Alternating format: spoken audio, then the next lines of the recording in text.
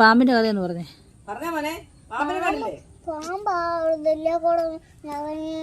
വരുമായിരുന്നു. എന്നിട്ട് ആ പാമ്പ് എന്റെ കാല മുള്ളു കുത്തിയായിരുന്നു. പാമ്പിന്റെ മുള്ള് അല്ല, പിന്നെ അവിടെ വഴി കിടന്നേ ആ പാമ്പിന് അല്ല, അത് അവിടെ ഉള്ള മുള്ളു എന്റെ ഭയങ്കര വേദനയായിരുന്നു. ചേട്ടാ എന്റെ കാല ഒരു മിനിറ്റ് പറഞ്ഞിട്ട് പാമ്പ് പറഞ്ഞോ? അല്ല, ഞാൻ ചേട്ടായോട് പറഞ്ഞു ഒരു മിനിറ്റ് ഞാൻ കല്ലിരുന്ന് നോക്കി ഒരു മുള്ള എന്റെ കാലാ കുത്തി.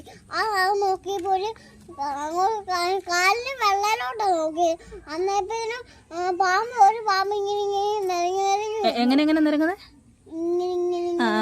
എന്നിട്ട് ആ പാമ്പ്